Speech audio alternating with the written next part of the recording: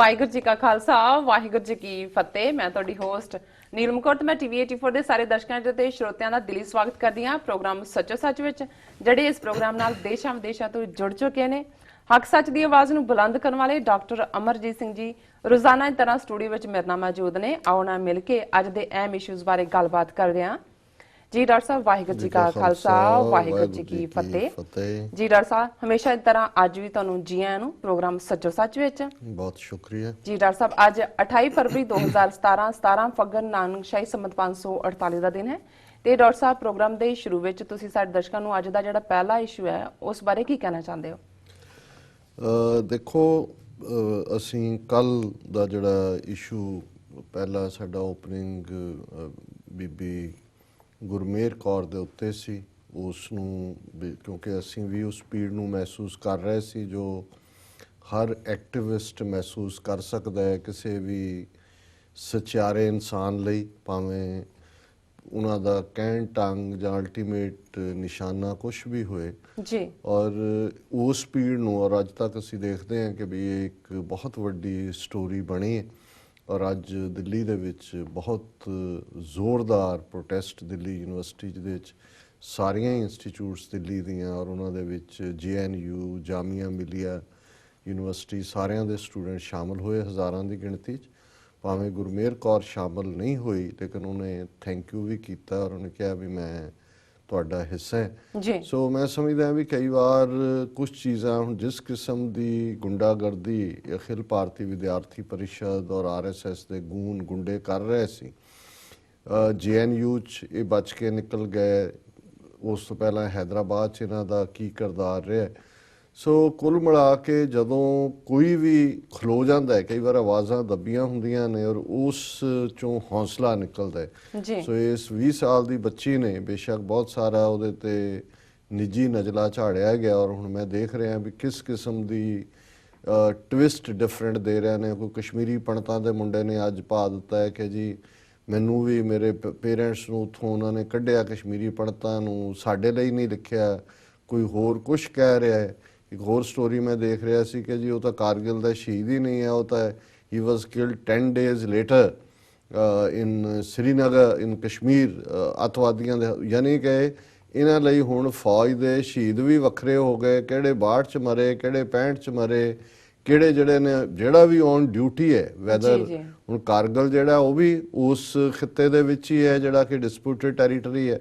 सो कुल मिला के जिहड़ा मकसद है और जिवें होर भी बहुत सारे जिहड़े ने उन्होंने नैगेटिविटी करने की कोशिश की असली इशू नूं पासे लिजा के। और जदों असीं बेईमानी का आलम देखते हैं कि जिहड़ी गल करंट कॉन्टैक्स्ट दे विच सी वो बड़ा सिंपल इशू सी कि भाई अखिल भारती विद्यार्थी परिषद के स्टूडेंट्स ने दूसरे कॉलेज आके जिथे सैमीनार रखिया सी, जिन्हों भावें कैंसल भी कर दिता गया सी, उत्थे उन्होंने बदतमीजी की, हिंसा की, ईवन बच्चियां दे नाल जिहड़ा है उन्होंने थ्रैट किया। सो वो उन्हां दियां क्लास फैलोज सी, स्टूडेंट्स सी और उन्हें एक इनोसेंट प्रोटेस्ट और उन्होंने किवें 1 साल पुराना जिहड़ा 27-28 पोस्टर्स दे नाल उन्होंने एक अपनी स्टोरी और अमन दी चाहना दे थल्ले पोस्ट की सी, उन्होंने आउट ऑफ कॉन्टैक्सट कढ़ के इहदे नाल जोड़ के और फिर इहदे ते किवें भारत दे सहवाग वर्गा क्रिकेटर होए, कोई एक्टर होए और होर किन्ने जंप कीते। और मैनूं चंगा लग्या, मैं समझदा भी कई बार हुण जावेद अख्तर बहुत वड्डा नाम है बॉलीवुड फिल्म इंडस्ट्री च, अच्छा स्क्रिप्ट राइटर और बहुत वधिया उसका सारा है। बहुत वारी ये नैशनलिस्ट गल्लां ही करदे ने। सो अज जदों उन्हें ट्वीट किया जां उन्हें भी जिहड़ा उन्हां दा मिनिस्टर ऑफ स्टेट है होम दा किरण रिजिजू की उहदा बनदा है, उन्हें चंगा उन्हें कहा जी तेरा दिमाग कौन गंदा कर, उन्हें कहा सी जी गुरमेहर दा कौन दिमाग खराब कर रहा है, गंदा कर रहा है, उन्हें तेरा कौन कर। इस तरह शशि थरूर जिहड़ा है बेशक कोई अपनी किस्म का नैशनलिस्ट है, उन्हें भी इस मुद्दे के उत्ते पॉजिटिव लाइन लाई और होर भी बहुत सारे। पर मैं समझदा भी बहुत वार एक माचिस जां एक तीली इगनाइट करने की लोड़ हुंदी है। अखिल भारतीय विद्यार्थी परिषद का किरदार जरूर इस सारे दे विच बाहर आया। एक हैल्थी डिबेट जिहड़े डरे भै दे विच बैठे हुए लोग सी ਉਹਨਾਂ ਨੂੰ ਵੀ ਹੌਸਲਾ ਮਿਲਿਆ। ਔਰ ਮੈਂ ਸਮਝਦਾ ਹਾਂ ਵੀ ਬੇਸ਼ੱਕ ਉਸ ਦੇ ਉੱਤੇ ਐਮੋਸ਼ਨਲ ਪ੍ਰੈਸ਼ਰ ਸੀ ਬੱਚੀ ਤੇ, ਔਰ ਜਿਸ ਕਿਸਮ ਦਾ ਉਹਨੂੰ ਦਬਾਅ ਥੱਲੇ ਧਮਕੀਆਂ ਦੂਜਾ ਦਿੱਤੀਆਂ, ਉਹਨੇ ਰਿਟਰੀਟ ਕੀਤਾ ਵਕਤੀ ਤੌਰ ਤੇ, ਉਹ ਆਪਣੇ ਘਰ ਜਲੰਧਰ ਆ ਗਈ ਹੈ। ਸੋ ਅਸੀਂ ਇਹ ਸਮਝਦੇ ਹਾਂ ਵੀ ਇਹ ਇੱਕ ਬਹੁਤ ਚੰਗਾ ਇਨੀਸ਼ੀਏਟਿਵ। ਔਰ ਕੱਲ੍ਹ ਦਾ ਸਾਡਾ ਸੈਗਮੈਂਟ ਵੀ ਜਿਹੜਾ ਕਿ ਹਾਲਾਂਕਿ ਅਸੀਂ ਸਪੌਂਟੇਨੀਅਸਲੀ ਡਿਸਾਈਡ ਕੀਤਾ ਸੀ ਕਰਨ ਦਾ, ਕਿਉਂਕਿ ਉਦੋਂ ਤੱਕ ਸਾਡੇ ਕੋਲ ਬਹੁਤੀ ਜਾਣਕਾਰੀ ਨਹੀਂ ਵੀ ਸੀ, ਲੇਕਿਨ ਉਸ ਨੂੰ ਵੀ ਸਾਡੇ ਦਰਸ਼ਕਾਂ ਨੇ ਔਰ ਗਲੋਬਲੀ ਜਦੋਂ ਮੈਂ ਈਵਨ ਕਮੈਂਟਸ ਇੰਪੋਰਟੈਂਟ ਹੁੰਦੇ ਨੇ, ਅਸੀਂ ਆਨਸਰ ਤਾਂ ਨਹੀਂ ਕਰ ਸਕਦੇ, ਪਰ ਉਹ ਕਿੱਥੋਂ ਆਏ, ਲਿਖਣ ਵਾਲਾ ਕੌਣ ਹੈ ਜਾਂ ਉਸ ਦੀ ਕੀ ਹੈ, ਲਗਭਗ 17.4K 17,500 ਦੇ ਲਗਭਗ ਲੋਕਾਂ ਨੇ ਇਹਨੂੰ ਵਿਊ ਕੀਤਾ ਹੈ, 230 ਸ਼ੇਅਰ ਨੇ ਔਰ 162 ਕਮੈਂਟ ਨੇ। ਔਰ ਇਹਨਾਂ ਚੋਂ ਕਿਉਂਕਿ ਇਹ ਬਿਲਕੁਲ ਨਾਨ ਪੋਲੀਟੀਕਲ ਇਸ਼ੂ ਸੀ, ਅਸੀਂ ਇਸ ਨੂੰ ਸਿਰਫ ਇਹਦੇ ਕੰਟੈਕਸਟ 'ਚ ਡਿਸਕਸ ਕੀਤਾ ਸੀ। ਸੋ ਬਹੁਤ ਸਾਰੇ ਕਮੈਂਟ ਜਿਹੜੇ ਨੇ ਉਹ ਇਹ ਦੱਸਦੇ ਨੇ ਕਿ ਵੀ ਜਿਹੜੇ ਸਿੱਖ ਨੇ ਜਿਨ੍ਹਾਂ ਨੇ ਆਪਣੇ ਸ਼ਹੀਦ ਵੀ ਦਿੱਤੇ ਨੇ, ਅੱਜ ਵੀ ਉਹ ਪੈਟਰੀਓਟਿਕ ਨੇ। ਕੋਈ ਉਹ ਇੰਡੀਆ ਤੋੜਨ ਦੀ ਗੱਲ ਨਹੀਂ ਕਰ ਰਹੀ, ਕੋਈ ਉਹਦਾ ਦਾਦਾ ਵੀ ਡਿਫੈਂਸ 'ਚ ਆਇਆ ਹੈ, ਉਹਨੇ ਵੀ ਕਿਹਾ ਕਿ ਜੀ ਹੋਰ ਤੁਸੀਂ ਕੀ ਮੰਗਦੇ ਹੋ, ਅਸੀਂ ਆਪਣਾ ਪੁੱਤਰ ਦਿੱਤਾ ਹੈ। ਉਹਨੇ ਕਿਹਾ ਠੀਕ ਹੈ, ਜੇ ਉਹਨੂੰ ਤੁਸੀਂ ਕੀ ਕਰ ਲਓਗੇ, ਜੇ ਉਹਨੂੰ ਮਾਰਨਾ ਮਾਰ ਦਿਓ, ਅਸੀਂ ਅੱਗੇ ਵੀ ਤਾਂ ਪੁੱਤਰ ਦਿੱਤਾ ਹੀ ਹੈ, ਕੋਈ ਗੱਲ ਨਹੀਂ, ਅਸੀਂ ਹਿੱਲਾਂਗੇ ਨਹੀਂ। ਸੋ ਇੱਕ ਪਾਸੇ ਇਸ ਲੈਵਲ ਇਹ ਜਿਹੜਾ ਜਿਸ ਬੀਬੀ ਨੇ ਜਾਂ ਜਿਸ ਪਰਿਵਾਰ ਨੇ ਲਾਈਨ ਲਈ, ਇਹ ਕੋਈ ਖਾਲਿਸਤਾਨੀ ਨਹੀਂ ਨੇ, ਇਹ ਕੋਈ ਦੇਸ਼ ਨੂੰ ਤੋੜਨ ਵਾਲੇ ਨਹੀਂ, ਇਹ ਤਾਂ ਜਨਰੇਸ਼ਨਾਂ ਤੋਂ ਫੌਜੀ ਨੇ ਜਿਹੜੇ ਕਿ ਦੇਸ਼ ਦੀ ਸਲਾਮਤੀ ਦੇ ਲਈ ਜਾਂ ਇਹਨਾਂ ਦੇ ਕਹਿਣ ਮੁਤਾਬਕ ਏਕਤਾ ਅਖੰਡਤਾ ਲਈ। ਤੇ ਜੇ ਇੱਕ ਓਨੈਸਟ ਓਪੀਨੀਅਨ ਗੱਲ ਵੀ ਕੀ ਕੀਤੀ, ਅਮਨ ਦੀ ਗੱਲ ਕਿ ਭਾਈ ਆਪਸ 'ਚ ਅਮਨ ਦੇ ਵਿੱਚ ਰਹਿਣਾ ਚਾਹੀਦਾ, ਨਹੀਂ ਤਾਂ ਇੱਕ ਕੋਈ ਗੁਰਮੇਰ, ਮੈਂ ਨਹੀਂ ਚਾਹੁੰਦੀ ਕੋਈ ਐਸੀ ਹੋਰ ਗੁਰਮੇਰ ਹੋਏ ਜਿਹੜੀ ਆਪਣੇ ਪਿਤਾ ਦੀ ਜਿਹੜੀ ਹੈ ਉਸ ਦੇ ਲਈ ਤਰਸਦੀ ਰਹੇ। ਸੋ ਇੰਨਾ ਹਿਊਮੇਨ ਐਂਗਲ ਤੇ ਉਹਨੂੰ ਕਿਵੇਂ ਇਹਨਾਂ ਨੇ ਵੱਖਵਾਦੀ ਬਣਾਇਆ, ਤੇ ਫਿਰ ਇਸ ਗੱਲ ਦਾ ਕੋਈ ਭੁਲੇਖਾ ਨਹੀਂ ਹੋਣਾ ਚਾਹੀਦਾ ਵੀ ਕਿਵੇਂ ਚੰਗੀ ਭਲੀ ਸਿੱਖ ਕੌਮ ਨੂੰ ਦਹਿਸ਼ਤਗਰਦ ਔਰ ਵੱਖਵਾਦੀ ਔਰ ਦੂਸਰੇ ਤੀਸਰੇ ਦੇ ਥੱਲੇ ਇਹਨਾਂ ਨੇ ਕਲੱਬ ਕੀਤਾ ਜੀ। ਹੁਣ ਕਈ ਵਾਰੀ ਆਫ ਇੰਟਰਸਟ ਹੁੰਦਾ ਬਹੁਤਿਆਂ ਨੂੰ ਦੱਸਣਾ ਕਿ ਵੀ ਇੱਥੇ ਬੈਠੇ ਜਿਹੜੇ ਨੇ ਉਹਨਾਂ ਦੇ ਪ੍ਰੋਪੇਗੈਂਡੇ ਦਾ ਸ਼ਿਕਾਰ ਹੁੰਦੇ ਨੇ, ਅੰਦਰੂਨੀ ਘਟਨਾਕ੍ਰਮ ਕੀ ਚੱਲ ਰਿਹਾ। ਹੁਣ ਅੱਜ ਦੀਆਂ ਹੀ ਮੈਂ 3-4 ਖਬਰਾਂ ਜਿਹੜੀਆਂ ਪਿਕ ਕੀਤੀਆਂ, ਉਹਦੇ ਤੇ ਅਸੀਂ ਜਿਹੜਾ ਟਾਈਟਲ ਵੀ ਦਿੱਤਾ ਉਹ ਇਹੀ ਹੈ ਕਿ ਵੀ news bulletin from India, the so-called largest democracy on this planet। ਹੁਣ ਉਹ 4-5 ਖਬਰਾਂ ਦੱਸਦੀਆਂ ਨੇ ਡਿਫਰੈਂਟ ਆਸਪੈਕਟਸ ਤੋਂ। ਪੋਲੀਟੀਕਲ, ਹੁਣ ਮੈਂਬਰ ਪਾਰਲੀਮੈਂਟ ਲੋਕਾਂ ਦਾ ਨੁਮਾਇੰਦਾ ਹੁੰਦਾ ਜੀ, ਲੋਕਾਂ ਦੀ ਆਵਾਜ਼ ਹੁੰਦਾ। ਬੇਸ਼ੱਕ ਪਾਰਲੀਮੈਂਟ ਜਿਹੜੀ ਵੀ ਕੋਈ ਗੱਲ ਕਹਿੰਦਾ ਉਹਦਾ ਨੋਟਿਸ ਨਹੀਂ ਲਿਆ, ਉਹਦੇ ਤੇ ਕੋਈ ਕੇਸ ਨਹੀਂ ਚੱਲ ਸਕਦਾ, ਪਰ ਜਿਹੜਾ ਬਾਹਰ ਵੀ ਉਹ ਕੋਈ ਗੱਲ ਕਹਿੰਦਾ ਐਮਪੀ ਹੈ, ਔਰ ਐਮਪੀ ਦਾ ਰੁਤਬਾ ਜਿਹੜਾ ਹੈ ਉਹ ਜਿਹੜੀ ਇਹਨਾਂ ਦੀਆਂ ਜਦੋਂ ਅਸੀਂ 3 ਬ੍ਰਾਂਚਿਸ ਦੇਖਦੇ ਹਾਂ, ਐਗਜ਼ੈਕਟਿਵ, ਲੈਜਿਸਲੇਟਿਵ, ਜੁਡੀਸ਼ਰੀ, ਤੇ ਉਸ ਦੇ ਵਿੱਚ ਉਹ ਲੈਜਿਸਲੇਟਿਵ ਹੈ, ਕਾਨੂੰਨ ਮੇਕਰ ਨੇ। ਐਗਜ਼ੈਕਟਿਵ ਦੇ ਵਿੱਚ ਉਹਨਾਂ ਦੀ ਜਿਹੜੀ ਹੈ ਮਿਨਿਸਟਰੀ ਔਰ ਕਾਰਜਪਾਲਿਕਾ, ਸਾਰਾ ਐਡਮਿਨਿਸਟ੍ਰੇਟਿਵ ਢਾਂਚਾ, ਤੇ ਤੀਸਰਾ ਜੁਡੀਸ਼ਰੀ ਹੈ।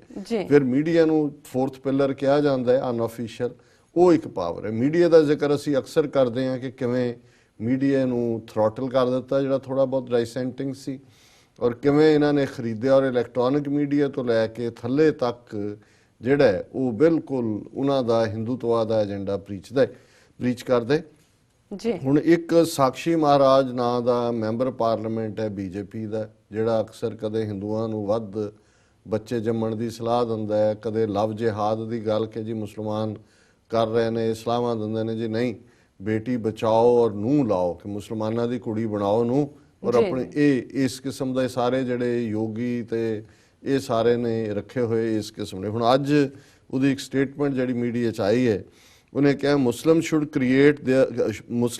ਕ੍ਰੀਮੇਟ देयर ਡੈਡ ਸਾਕਸ਼ੀ ਮਹਾਰਾਜ, ਕਿ ਮੁਸਲਮਾਨ ਜਿਹੜੇ ਨੇ ਉਹ ਆਪਣੇ ਮੁਰਦਿਆਂ ਨੂੰ ਦਫਨਾਣ ਨਾ, ਉਹ ਉਹਨਾਂ ਨੂੰ ਸਾੜਨ, ਸੰਸਕਾਰ ਕਰਨ। ਔਰ ਉਹ ਕਹਿ ਰਿਹਾ controversial BJP MP Sakshi Maharaj on Tuesday advocated cremation for Muslims as he said that land for Qabristan would slowly leave no place to live, no place for agriculture। ਕਿ ਜੀ ਜੇ ਤੁਸੀਂ ਇਹ ਨਹੀਂ ਕਰੋਗੇ, ਦਬਾਈ ਜਾਓਗੇ, ਫਿਰ ਤਾਂ ਜਿਹੜਾ ਸਾਰੇ ਪਾਸੇ ਕਬਰਾਂ ਹੀ ਕਬਰਾਂ ਹੋ ਜਾਣਗੀਆਂ ਤੇ ਜ਼ਮੀਨ ਕਿੱਥੋਂ ਬਚੇਗੀ, ਅਸੀਂ ਵਿਕਾਸ ਕਿੱਥੋਂ ਕਰਾਂਗੇ।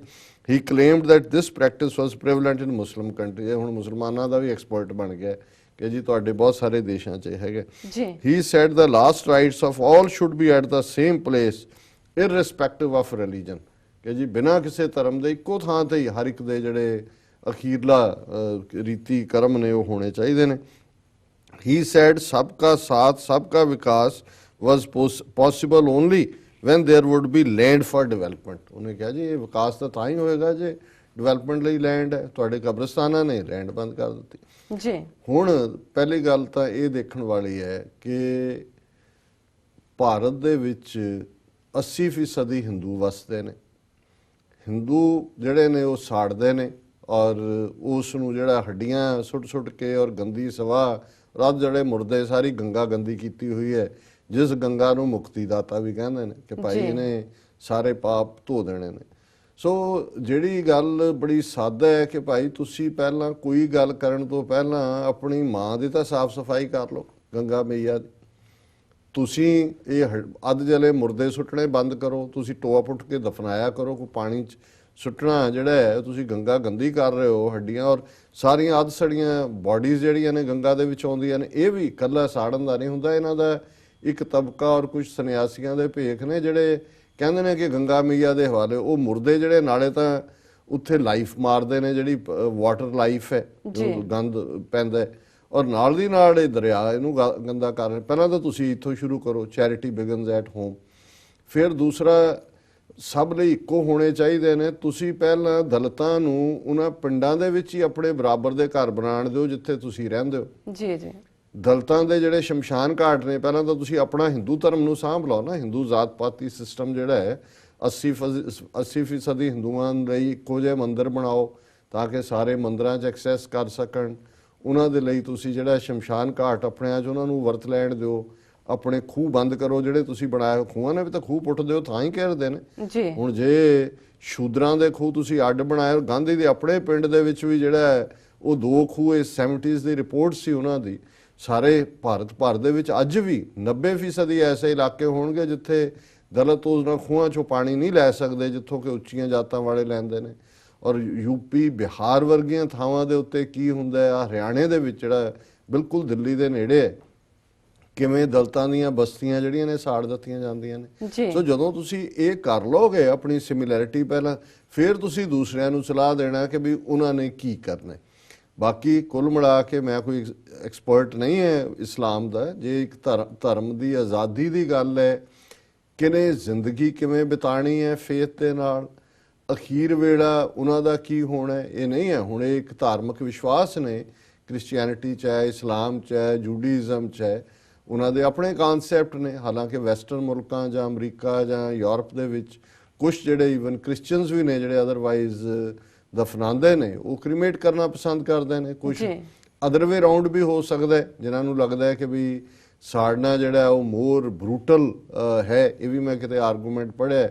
ਔਰ ਜਿਹੜਾ ਦਫਨਾਣਾ that is more human argument ਹੈ, ਤੁਸੀਂ ਕਿਸੇ ਪਾਸੇ ਦਿਓ। ਪਰ ਇਹ ਇਸ ਕਿਸਮ ਦੇ ਲੋਕ ਨਫ਼ਰਤ ਦੇ ਵਣਜਾਰੇ ਜਿਹੜੇ ਕਿ ਘਟੀਆ ਲੈਵਲ ਤੇ, ਜਿਨ੍ਹਾਂ ਨੇ 4000 ਸਾਲ ਤੋਂ ਮਨੁੱਖਤਾ ਦੇ ਇੱਕ ਹਿੱਸੇ ਨੂੰ ਸ਼ੂਦਰ ਬਣਾ ਕੇ ਔਰਤਾਂ ਨੂੰ ਜਿਹੜਾ ਉਹਨਾਂ ਨੂੰ ਕਹੋ ਜੀ ਤੁਸੀਂ ਪਹਿਲਾਂ ਧਾਰਮਿਕ ਔਰਤਾਂ ਨੂੰ ਵੀ ਜਨੇਊ ਪਾਉਣ ਦਾ ਹੱਕ ਦਿਓ, ਸ਼ੂਦਰਾਂ ਨੂੰ ਵੀ ਹੱਕ ਦਿਓ, ਮੰਦਿਰਾਂ 'ਚ ਵੀ ਉਹਨਾਂ ਨੂੰ ਜਾਣ ਦੀ ਆਗਿਆ ਦਿਓ।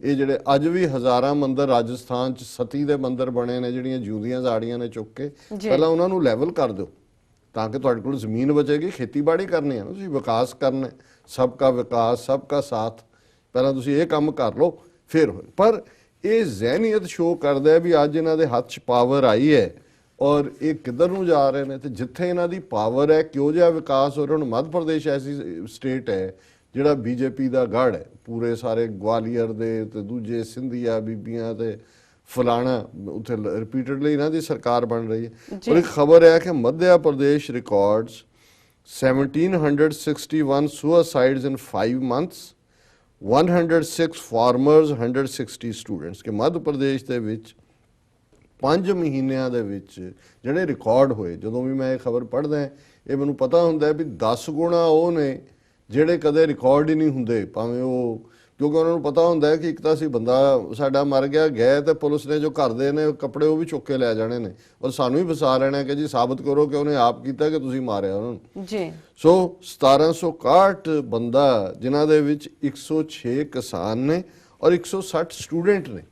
ਹੁਣ ਮੱਧ ਪ੍ਰਦੇਸ਼ 'ਚ ਐਸਾ ਕੀ ਹੋ ਰਿਹਾ ਜੇ ਦਿੱਲੀ ਦੇ ਵਿੱਚ ਜੋ ਮਾਹੌਲ ਸਟੂਡੈਂਟਸ ਦੇ ਲਈ ਫਰੀडम ਆਫ ਐਕਸਪ੍ਰੈਸ਼ਨ ਨੂੰ ਕੁਚਲ ਕੇ, ਜਿਹਦੇ ਲਈ ਗੁਰਮੇਰ ਕੌਰ ਨੇ ਆਵਾਜ਼ ਚੁੱਕੀ ਹੈ, ਬਣਾ ਰਹੇ ਨੇ, ਔਰ ਮੱਧ ਪ੍ਰਦੇਸ਼ ਜਿੱਥੇ ਐਂਟਾਈ ਕਨਵਰਜਨ ਲਾਅ ਵੀ ਬਣਿਆ, ਕੋਈ ਆਪਣਾ ਧਰਮ ਨਹੀਂ ਜਿਹੜਾ ਹੈ ਦੂਜਿਆਂ ਨੂੰ, ਈਸਾਈਆਂ ਦੇ ਉੱਤੇ ਕੀ ਹੋ ਰਿਹਾ ਉੱਥੇ, ਮੁਸਲਮਾਨਾਂ ਦਾ ਜੀਣਾ ਹਰਾਮ। ਉੱਥੇ ਜੇ 160 ਸਟੂਡੈਂਟ ਜਿਹੜੇ ਨੇ ਉਹ 5 ਮਹੀਨਿਆਂ ਦੇ ਵਿੱਚ ਜਿਹੜੀ ਡਾਕੂਮੈਂਟਡ ਫਿਗਰ ਹੈ ਮਰੇ ਨੇ, ਤੇ one will have to see ਕਿ ਵੀ ਕੀ ਹੈ। ਪਰ ਇਹ ਦੱਸ ਰਿਹਾ ਹੈ ਵੀ ਇਹਨਾਂ ਦੇ ਰਾਜ ਦੇ ਵਿੱਚ ਕੀ ਹੋ ਰਿਹਾ, ਔਰ ਇਹਨਾਂ ਦੀ ਆਪਣੀ ਖਬਰ ਹੈ ਭੋਪਾਲ ਡੇਟਲਾਈਨ ਦੀ।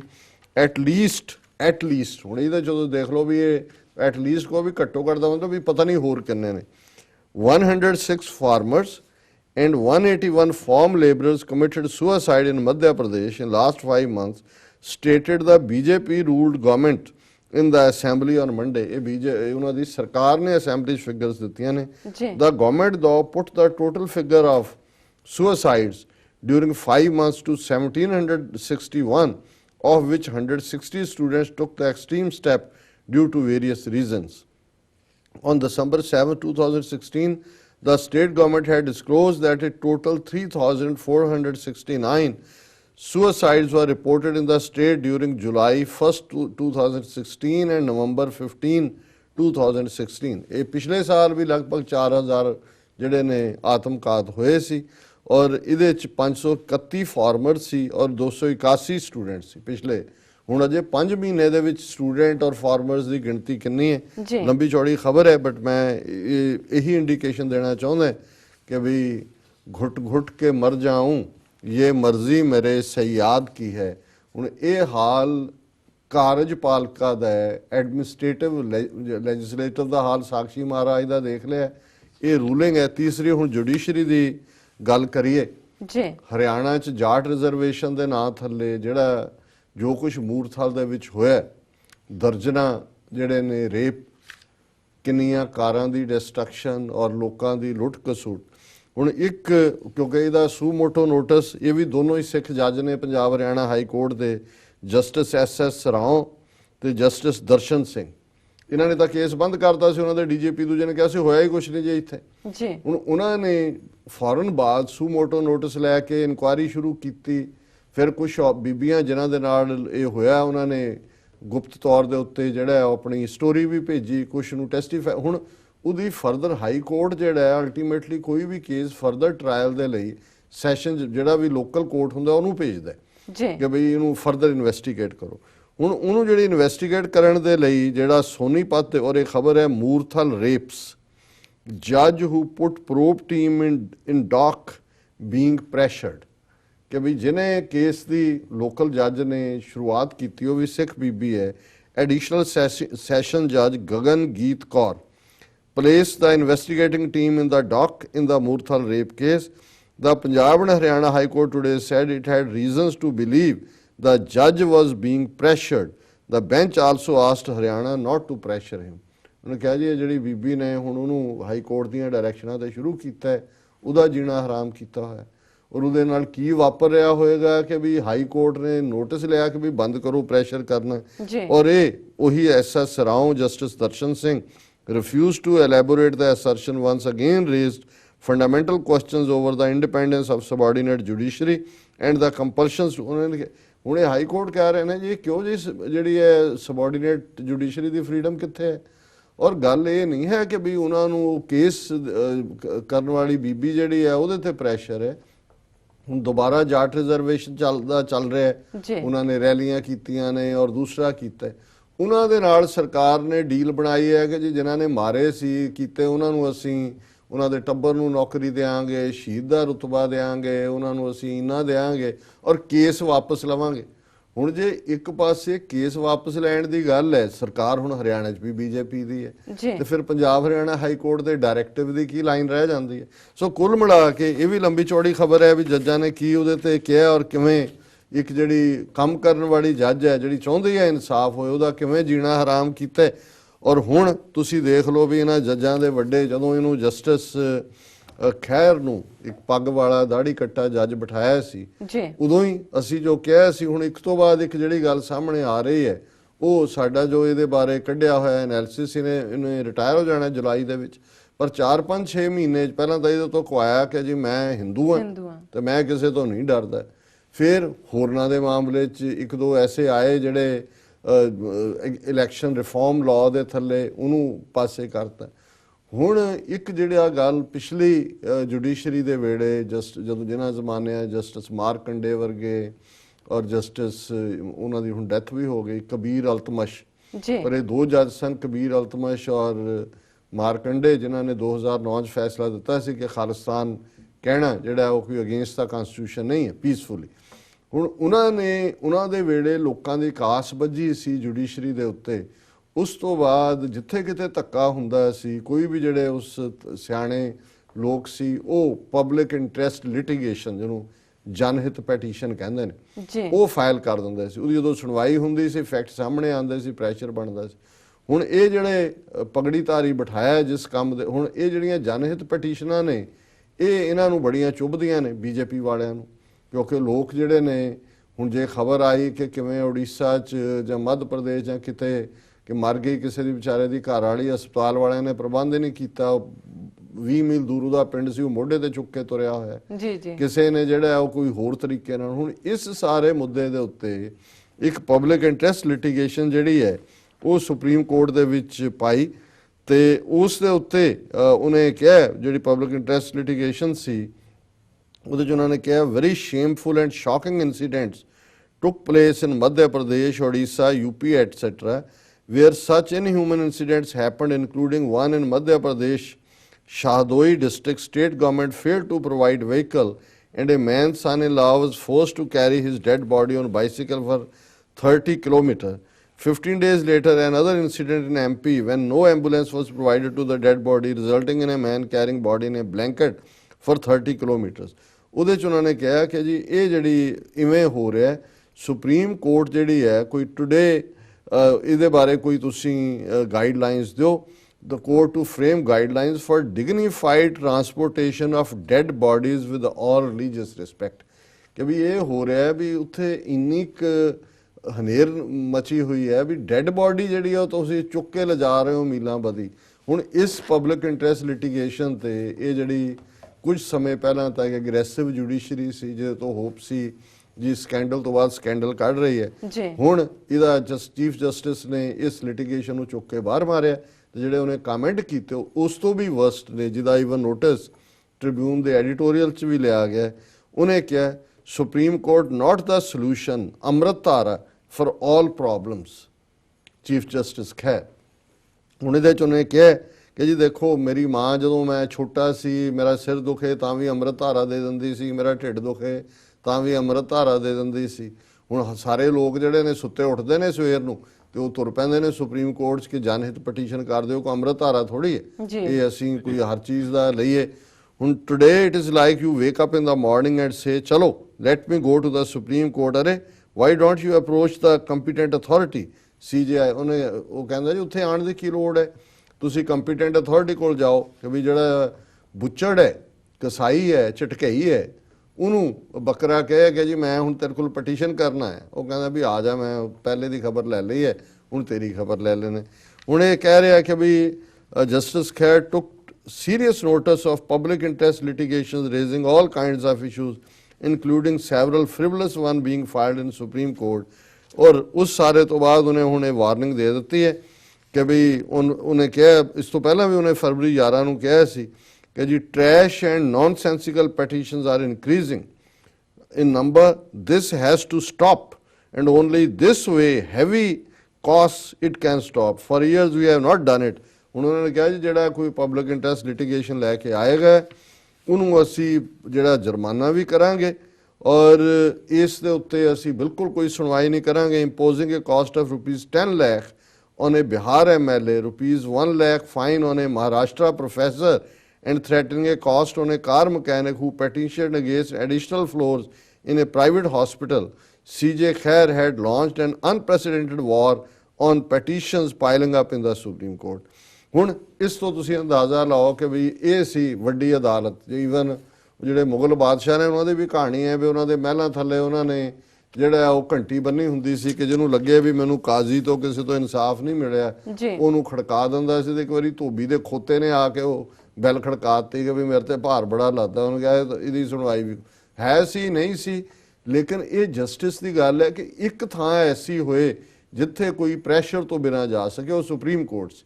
ਔਰ ਸੁਪਰੀਮ ਕੋਰਟ ਦੇ ਚੀਫ ਜਸਟਿਸ ਦਾ ਇਹ ਸਟੈਂਡ ਔਰ ਅੱਜ ਦੇ ਟ੍ਰਿਬਿਊਨ ਦਾ ਐਡੀਟੋਰੀਅਲ ਹੈ, face the challenge not Amritdhara but judiciary does offer hop.